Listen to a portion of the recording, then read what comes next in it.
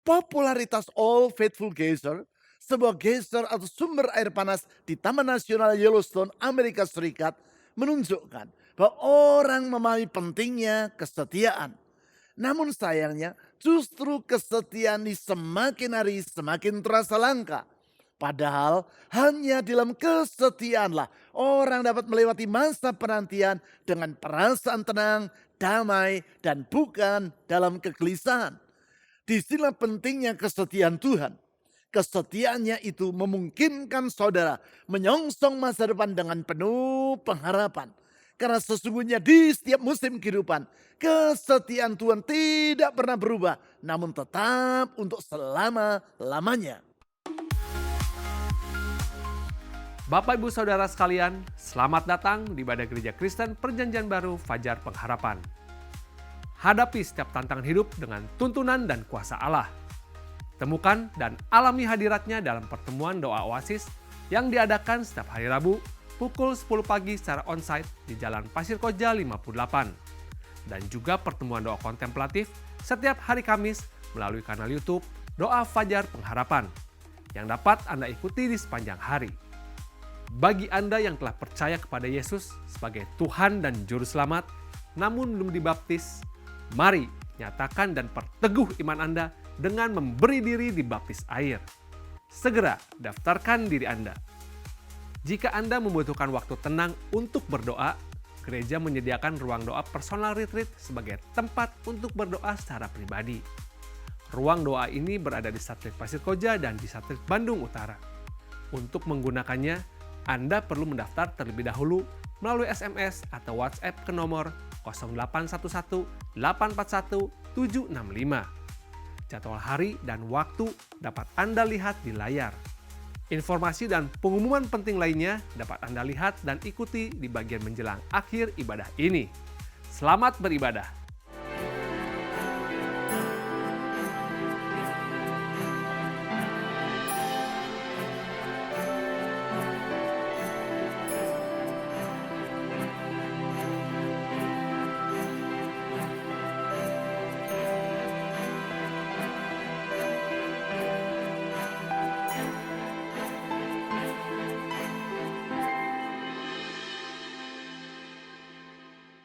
Berbicara tentang tempat wisata di Amerika Serikat, salah satu objek wisata yang sangat terkenal di sana adalah Yellowstone National Park.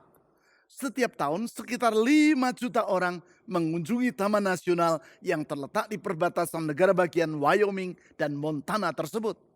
Salah satu alasan utama dari kunjungan mereka ke tempat tersebut adalah untuk menyaksikan sumber air panas yang menyembur keluar dari dalam perut bumi atau geyser yang diberi nama All Faithful Geyser. Walaupun terdapat lebih dari 250 geyser di Taman Nasional Yellowstone, namun All Faithful Geyser dipandang sebagai bintang utamanya. Mengapa? Bukan karena tingginya semburan air dari geyser ini. Karena sebenarnya semburan All Faithful Geyser hanyalah setinggi 40 meter saja. Dan setiap kali hanya menyembur selama 2 menit saja. Namun geyser ini sangat terkenal karena konsistensinya dalam menyemburkan air dengan interval waktu yang tetap.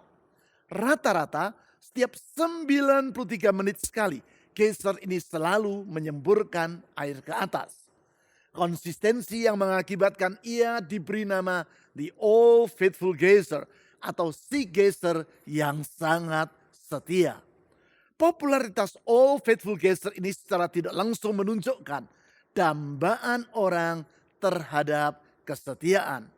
Sebab kesetiaan akan berjalan seiring dengan sifat dapat diandalkan. Hanya apabila orang bersikap setia terhadap janji yang ia ucapkan, barulah orang tersebut dapat diandalkan. Hanya jika seseorang bersikap setia kepada kata-kata yang ia ucapkan, maka mereka yang berharap kepadanya akan dapat melewati masa penantian dengan perasaan tenang, damai, dan bukan dalam kegelisahan. Masalahnya di tengah perkembangan sosial dalam masyarakat seperti yang sedang terjadi saat ini, kesetiaan atau loyalitas semakin hari semakin bertambah langka. Kemerosotan loyalitas ini bukan hanya nampak dalam kehidupan rumah tangga saja, tetapi juga di dalam hal dunia kerja. Sebagaimana yang dilaporkan oleh Wharton Magazine, media komunikasi dari para alumni Wharton School, yaitu fakultas ekonomi yang sangat terkenal di University of Pennsylvania, Amerika Serikat, loyalitas pegawai terhadap perusahaan semakin hari semakin merosot. Di dalam penelitian didapati bahwa rata-rata para pegawai di Amerika akan bekerja di satu perusahaan yang sama hanya selama 4,1 tahun saja. Artinya setiap 4,1 tahun sekali mereka akan berpindah kerja ke perusahaan yang lain. Kemerosotan loyalitas ini bukan hanya terjadi pada sikap para pegawai terhadap perusahaan tempat mereka bekerja saja. Kesetiaan perusahaan terhadap para pegawainya juga semakin hari semakin menurun. Hal itu dikemukakan oleh Rick Wasserman, seorang wartawan pada The Wall Street Journal dan Los Angeles Times dalam bukunya yang berjudul The End of Loyalty atau akhir dari loyalitas. Di situ ia menulis bahwa loyalitas perusahaan terhadap para pegawainya juga merosot sehingga jaminan kerja masa panjang semakin sulit untuk didapatkan. Artinya, sewaktu-waktu perusahaan dapat saja melakukan pemutusan hubungan kerja karena bagi perusahaan kepentingan para pemegang saham lebih perlu diperhatikan daripada kesejahteraan para pegawai. Di tengah ketidakpastian karena menurunnya loyalitas ini, kita bersyukur bahwa ada satu pribadi yang tidak perlu kita ragukan kesetiaannya, yaitu Tuhan. Dia adalah pribadi yang setia. Saya ulangi, Tuhan adalah pribadi yang setia. There's no need to doubt his faithful love in every season. Kasih setianya di setiap musim tidak perlu diragukan. Bukankah kesetiaan Tuhan dalam kasihnya itu yang kita perlukan dalam kehidupan kita? Bukankah kita sangat memerlukan kasih setia Tuhan dalam kurun waktu seperti yang sedang kita lalui pada hari-hari ini? Atas dasar itulah, maka di sepanjang bulan ini saya mengajak saudara untuk menelaah kasih setia Tuhan, yaitu sebagaimana yang telah ia tunjukkan kepada umatnya di masa pembuangan di Babel. Dalam hal ini, yaitu sebagaimana yang ditulis di dalam Mazmur pasal 107. Untuk itu pada hari ini kita akan menelaah ayat 1 sampai 9, yaitu dengan membaca ayat 1 sampai 3 terlebih dulu. Mazmur pasal 107 ayat 1 sampai 3. Bersyukurlah kepada Tuhan sebab ia baik. Sesungguhnya untuk selama-lamanya kasih setianya. Biarlah itu dikatakan orang-orang yang ditebus Tuhan, yang ditebusnya dari kuasa yang menyesakkan, yang dikumpulkannya dari negeri-negeri, dari timur dan dari barat, dari utara dan dari laut. Sebagaimana yang telah saya kemukakan tadi, Mazmur ini ditulis dengan latar belakang keadaan umat Tuhan, yaitu bangsa Yehuda yang sedang berada di dalam pembuangan di Babel. Mereka mengalami pembuangan karena selama bertahun-tahun mereka terus bersikap tidak setia kepada Tuhan. Sebaliknya daripada beribadah kepada Allah yang sejati, yaitu Allah yang telah membawa mereka keluar dari Mesir dan memberikan negeri Kanaan kepada mereka sebagai tanah perjanjian, justru mereka menyembah berhala, yaitu ilah-ilah yang disembah bangsa-bangsa yang lain. Walaupun berulang kali melalui para nabinya, Allah telah mengingatkan umatnya agar bertobat, meninggalkan penyembahan berhala dan kembali kepada Tuhan yang benar. Tetap saja bangsa Yehuda mengeraskan kepala mereka. Akhirnya, seperti yang berkali-kali telah Tuhan peringatkan sebelumnya, maka pada tahun 586 sebelum Masehi, datanglah tentara Babel menyerbu ibu kota negeri Yehuda, yaitu Yerusalem. Mereka meluluh lantakkan kota itu, meruntuhkan bait suci yang ada di dalamnya, menawan penduduk Yerusalem dan membawa mereka ke Babel untuk menjadi orang buangan di sana. Yang mengharukan adalah walaupun berulang-ulang bangsa Yehuda telah bersikap tidak setia kepada Tuhan, namun Allah tetap bersikap setia kepada janjinya, Dalam hal ini, yaitu janji yang pernah ia ucapkan kepada Daud, Raja Israel yang keturunannya memerintah atas kerajaan Yehuda. Tuhan telah berjanji bahwa kasih setianya tidak akan pernah menjauh dari Daud dan keturunannya. Dan kerajaan yang diperintah oleh Daud dan keturunannya akan kokoh selama-lamanya. Itu sebabnya seperti yang ditulis dalam Mazmur pasal 107 ayat 2 sampai 3 yang telah kita baca tadi. Tuhan berkata bahwa ia akan menebus bangsa Yehuda dan mengumpulkan mereka kembali dari pelbagai negeri. Dalam kesetiaannya, Tuhan akan membawa umatnya dari tempat mereka dibuang dan memimpin mereka kembali ke negeri Kanaan. Kesetiaan Tuhan terhadap umat dan perjanjiannya ini dipertegas di dalam Mazmur pasal 107 dengan mengulang kata kasih setia di ayat 8, 15, 21, dan 31. Kalau saudara membaca keempat ayat tersebut, maka saudara akan melihat bahwa setiap patah kata dalam ayat 8 diulang secara persis di ayat 15, 21, dan 31. Untuk memahami apa yang saya kemukakan ini, mari kita lihat ayat 8, yaitu dengan membacanya mulai dari ayat 4 sampai ayat 9. Mazmur pasal 107 ayat 4 sampai 9. Ada orang-orang yang mengembara di padang belantara. Jalan ke kota permukiman tidak mereka temukan. Mereka lapar dan haus. Jiwa mereka letih, lesu. Maka berseru-serulah mereka kepada Tuhan dalam kesesakan mereka. Dan ia, yaitu Tuhan, melepaskan mereka dari kesusahan mereka. Dibawanya mereka menempuh jalan yang lurus sehingga sampai ke kota permukiman. Mari kita baca ayat 8 secara bersama-sama. Lalu saya teruskan dengan ayat 9. Bacalah ayat 8 dengan suara yang nyaring dan dengan segenap hati serta penuh penghayatan. 1, 2, 3. Biarlah mereka bersyukur kepada Tuhan karena kasih setianya. Karena perbuatan-perbuatannya yang ajaib terhadap anak-anak manusia. Saya teruskan ayat 9. Sebab dipuaskannya jiwa yang dahaga dan jiwa yang lapar dikenyangkannya dengan kebaikan. Seperti yang saudara lihat, gagasan utama dari ayat 8 adalah tentang kasih setia Tuhan. Gagasan ini diulang di ayat 15, 21, dan 31. Bahkan diulang dalam kalimat yang persis sama.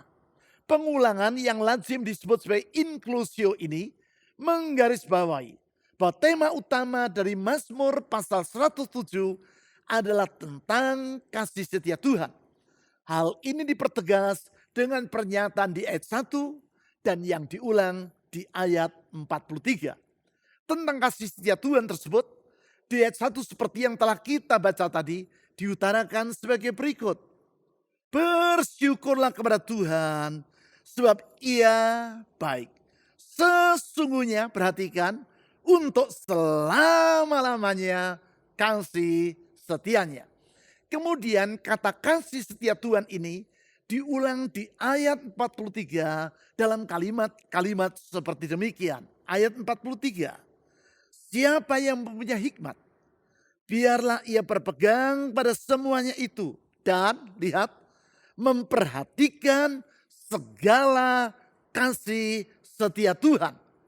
Inklusio atau pengulangan gagasan utama di beberapa ayat tadi menggarisbawahi bahwa kasih setia Tuhan merupakan inti pesan dari Mazmur pasal 107.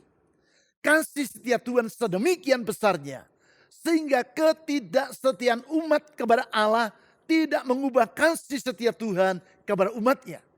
Apapun yang terjadi, kesetiaan Tuhan di dalam kasih kepada umatnya bersifat tetap untuk selama-lamanya. Dengan kata lain, Melalui Mazmur pasal 107, Tuhan memberikan penghiburan dan pengharapan kepada umatnya di masa sukar yang sedang mereka lewati. Penghiburan, karena Tuhan berjanji kesetiaannya dalam kasih menjamin bahwa mereka akan mengalami pemulihan.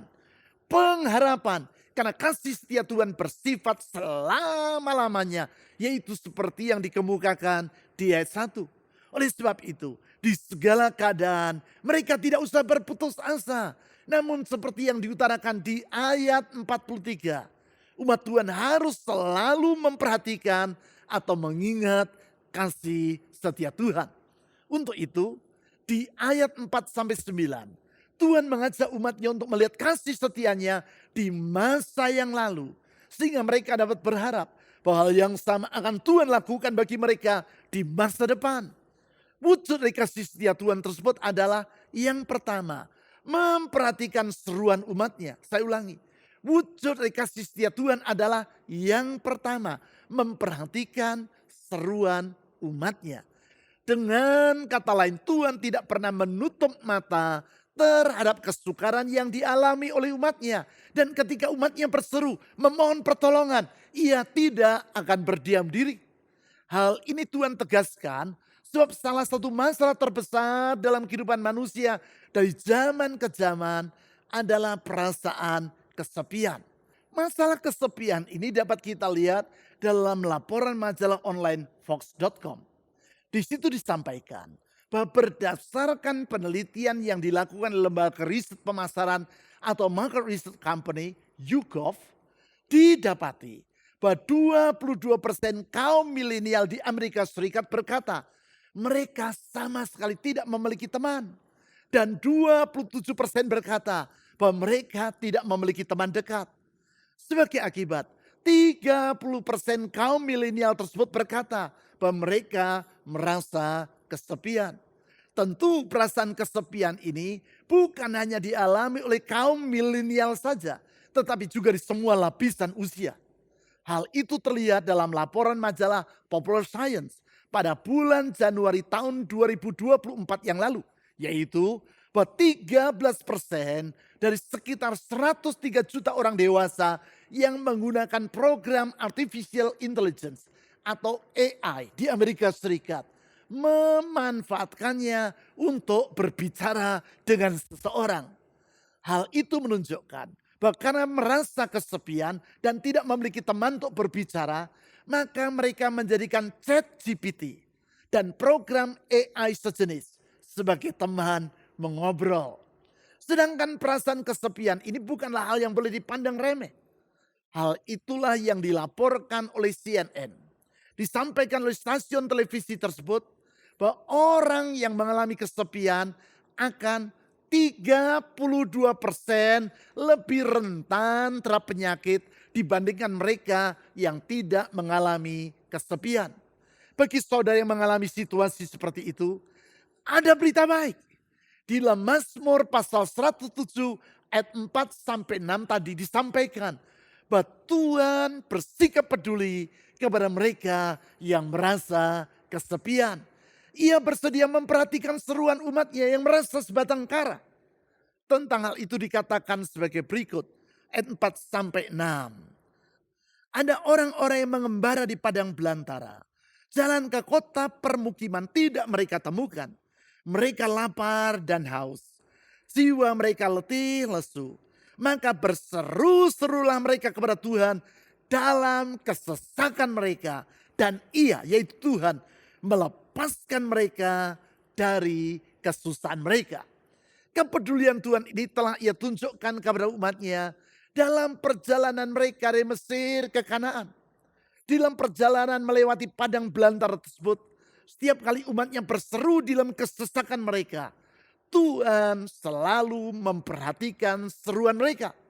Hal yang sama Tuhan janjikan kepada umatnya di dalam masa pembuangan di Babel. Ia tidak pernah membiarkan mereka. Walaupun umatnya telah bersikap tidak setia kepada Tuhan. Namun Tuhan tetap berlaku setia kepada mereka. Hal yang sama ia janjikan kepada semua saudara pada hari ini. Di dalam kesesakan saudara, Tuhan selalu bersikap peduli kepada seruan yang saudara utarakan kepadanya. Selanjutnya, wujud kasih setia Tuhan adalah yang kedua, mengulurkan pertolongan kepada umatnya. Sekali lagi, wujud dari kasih setia Tuhan adalah mengulurkan pertolongan kepada umatnya. Artinya, kepedulian Tuhan bukan hanya dalam bentuk bersedia mendengarkan curahan hati dari umatnya.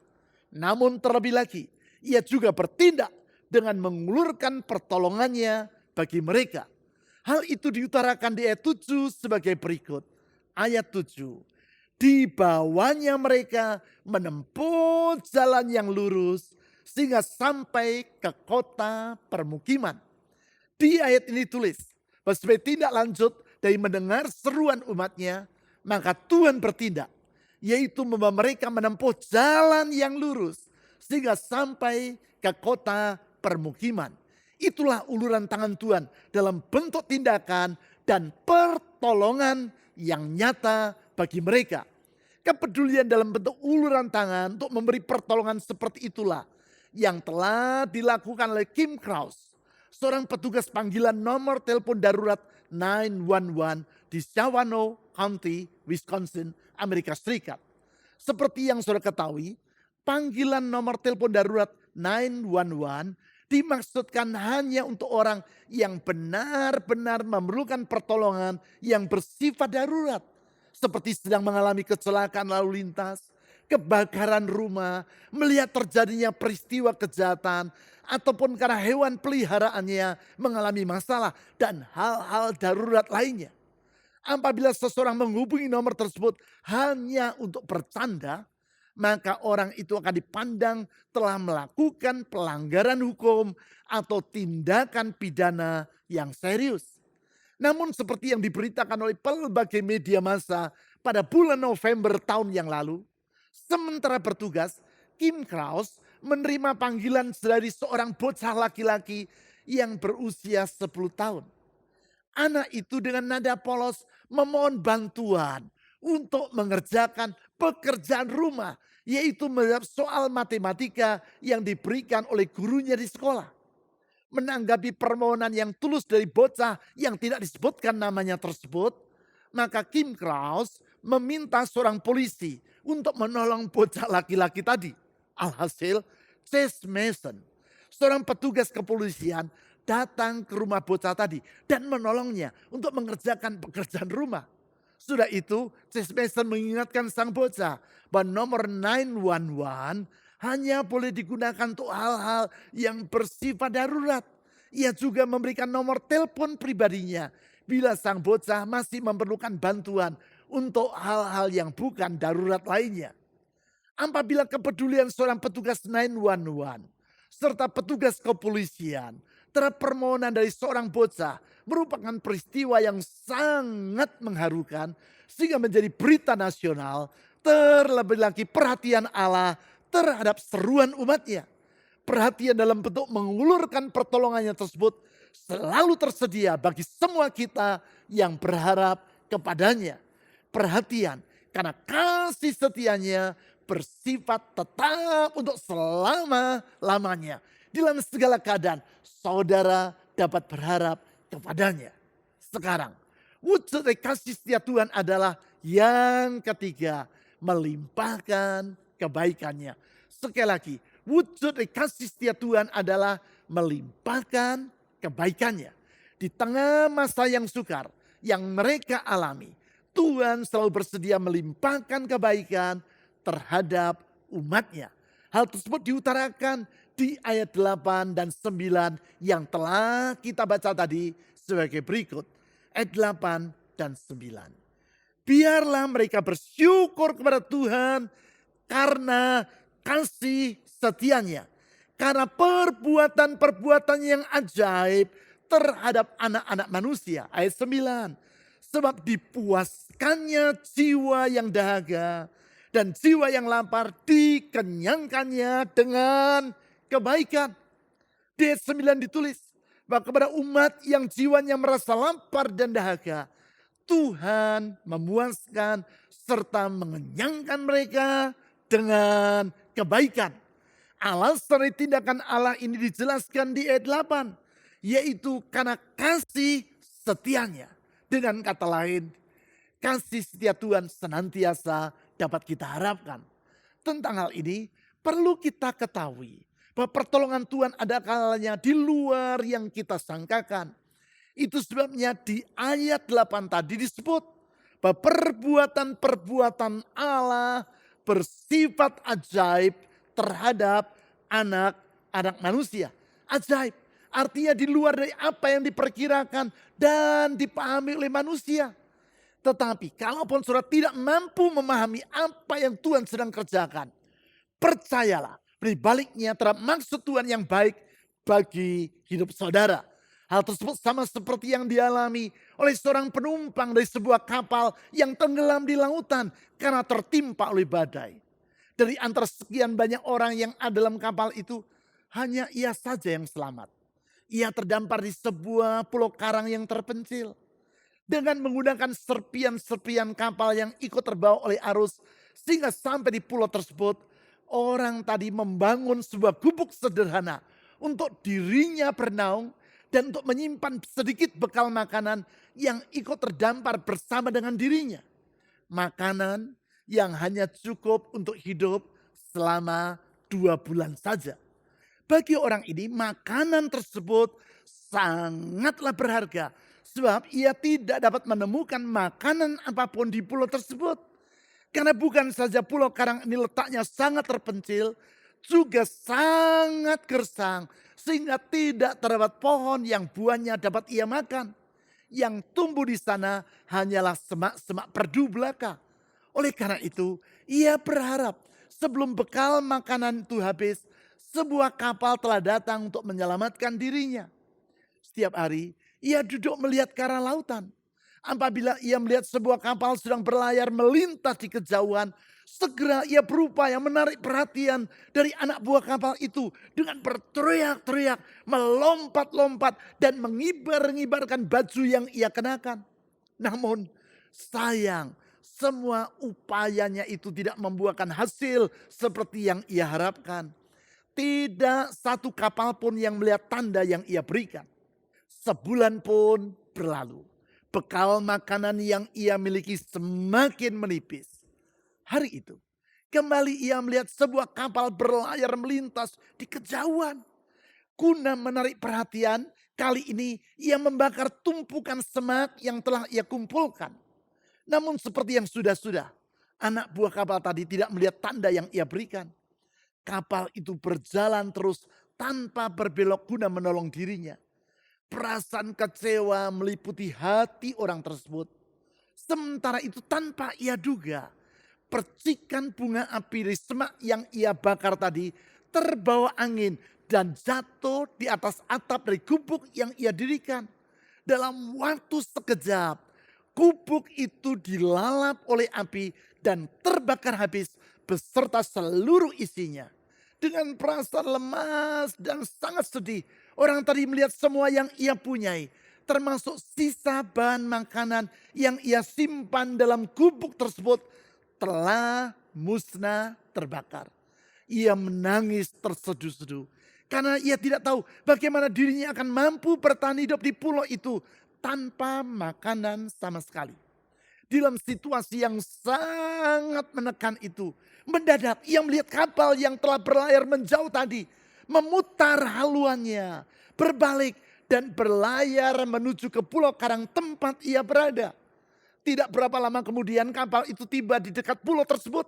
Dengan sebuah sekoci, beberapa orang anak buah kapal turun ke daratan dan menyelamatkan orang tadi. Mereka membawanya ke kapal mereka. Kepada kapten kapal yang telah menyelamatkan dirinya, orang tadi mengucapkan beribu-ribu terima kasih. Lalu ia bertanya, apakah yang membuat kapten memutar haluan dan berlayar menuju ke pulau tempat saya berada? Sang kapten kapal menjawab, kami melihat asap membumbung tinggi dari pulau itu. Asap yang berasal dari gubuk saudara yang terbakar. Ternyata masalah yang ia duga akan mengakibatkan masa depannya berakhir. Yaitu gubuk yang terbakar bersama dengan bekal makanannya yang tersisa. justru telah menjadi sarana yang membuka pintu pertolongan bagi dirinya. Acap kali orang mengalami hal yang sama. Dalam situasi yang sangat pelik, orang tidak memahami maksud baik dari Tuhan di balik kesukaran yang sedang mengimpit dirinya. Sebagai akibat ia menyalahkan Tuhan dengan berkata, "Tuhan, mengapa engkau mengizinkan masalah ini menimpa diriku? Tidakkah engkau mengetahui bahwa keadaanku sudah sangat terjepit? Mengapa bukannya menolong diriku, justru engkau membiarkan masa yang lebih rumit terjadi, sehingga sekarang aku benar-benar dalam keadaan tidak berdaya." Kalau saja orang tadi mengetahui bahwa sesungguhnya di balik masalah yang ia alami, Tuhan sedang bekerja untuk kebaikan dirinya, maka tentu ia tidak akan bersikap uring-uringan kepada Tuhan. Sebaliknya, seperti yang diutarakan di ayat 8, ia akan bersyukur kepada Tuhan karena kasih setianya. Bersyukur kepada Tuhan karena kasih setia Tuhan tidak pernah berubah, tetapi tetap untuk selama-lamanya. Dengan kata lain, apabila saudara sungguh percaya bahwa kasih setia Tuhan dapat saudara andalkan di setiap keadaan, saudara akan meyakini bahwa Tuhan akan melimpahkan kebaikannya dalam hidup saudara. Sebagaimana yang ditulis dalam Mazmur pasal 107 ayat 4-9 tadi. Tuhan di dalam kesetiaannya akan membawa umatnya pulang ke negeri tempat mereka berasal, yaitu Kanaan. Karena tidak untuk selama-lamanya Tuhan akan membiarkan umatnya berada dalam pembuangan. Apabila maksudnya telah tercapai, yaitu menyadarkan umatnya tentang pentingnya untuk meninggalkan semua berhala dan hidup dalam sikap setia kepada Tuhan, maka ia akan segera memulihkan mereka. Kasih setia Tuhan tersebut bukan hanya ia tunjukkan bagi umat yang sedang mengalami pembuangan di negeri Babel, namun sampai hari ini tetap berlaku bagi hidup saudara. Dalam kasih setianya 2000 tahun yang lampau, ia telah datang di dunia dengan mengambil rupa seorang hamba dan bersama dengan manusia. Di dalam kasih setianya melalui Yesus Kristus, Tuhan bersedia membawa kita pulang, yaitu hidup dalam relasi yang dipulihkan bersama dengan dirinya. Melalui pengorbanan Tuhan Yesus sampai mati di kayu salib, ia menunjukkan kesetiaannya kepada janji dan umatnya. Kesetiaan Tuhan Yesus yang memungkinkan kita untuk memandang hari depan bukan dengan keputusasaan, tetapi dengan percaya bahwa orang yang berharap kepadanya tidak akan pernah dikecewakan. Mari kita berdoa. Tuhan Yesus, kami sungguh bersyukur untuk kasih setiamu. Kasih setia yang tetap untuk selama-lamanya. Engkau setia kepada janjimu. Engkau setia kepada umatmu. Kesetiaan yang melampaui keberadaan kami. Sehingga dikala kami bersikap tidak setia kepadamu, engkau tetap setia. Dalam kesetiaanmu engkau memanggil kami. Bahwa kami pulang untuk datang kepadamu dan mengalami pemulihan di dalam engkau. Karena kesetiaanmu memberikan pengharapan.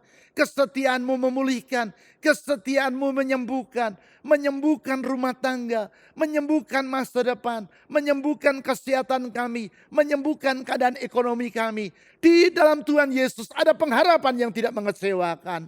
Kepadamu dan di dalam namamu ya Tuhan Yesus, saya menyerahkan seluruh umatmu dan masa depan mereka ke dalam tanganmu. Di dalam kesetiaanmu engkau menggenggam mereka dan menjamin apapun yang kau rencanakan pasti akan terjadi dan terwujud dengan indah tepat pada waktunya.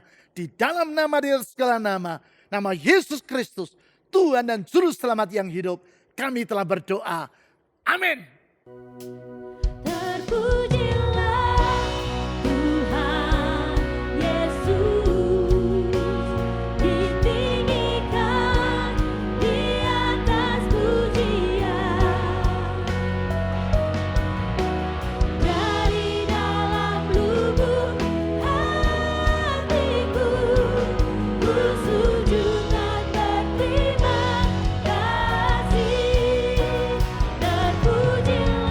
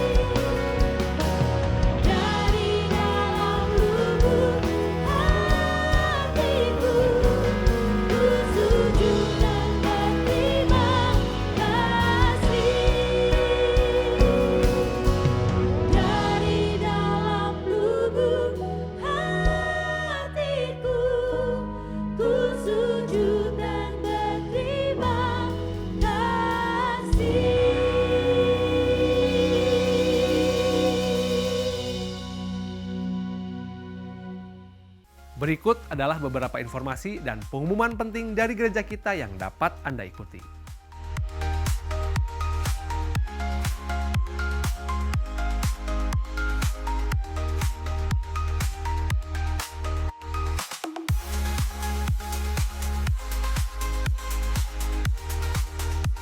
Persembahan dan persepuluhan sebagai ungkapan kasih dan syukur kita kepada Tuhan dapat Anda berikan dengan memasukkannya ke dalam kotak persembahan atau melalui rekening bank atau dengan cara men-scan QR Code dengan menggunakan aplikasi dompet digital. Ibadah online GKPB Fajar Pengharapan dapat Anda ikuti setiap saat mulai hari Sabtu pukul 5 sore melalui YouTube, website, dan aplikasi yang tertera di layar.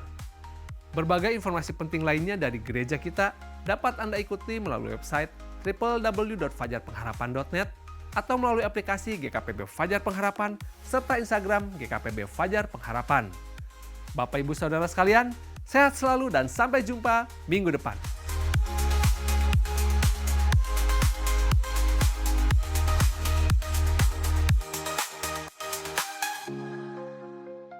Saudara-saudari, kita akan mengakhiri ibadah dengan bersyukur kepada Tuhan. Mari kita berdoa. Kami menaikkan pujian dan syukur kami kepadamu ya Tuhan, Allah yang mengasihi kami. Kami bersyukur untuk kesempatan bagi setiap kami untuk dapat beribadah kepada Tuhan, memuji dan memuliakan Tuhan, Allah yang layak untuk diagungkan dan ditinggikan, serta mendengarkan kebenaran firman-Mu yang menjadi penuntun di dalam perjalanan hidup kami. Kami bersyukur ya Tuhan untuk semua kemurahan dan kebaikan-Mu dalam kehidupan setiap kami, kebaikan Tuhan dalam kehidupan keluarga, dalam usaha pekerjaan, semuanya ya Tuhan, Engkau kerjakan karena kasih-Mu dalam kehidupan setiap kami.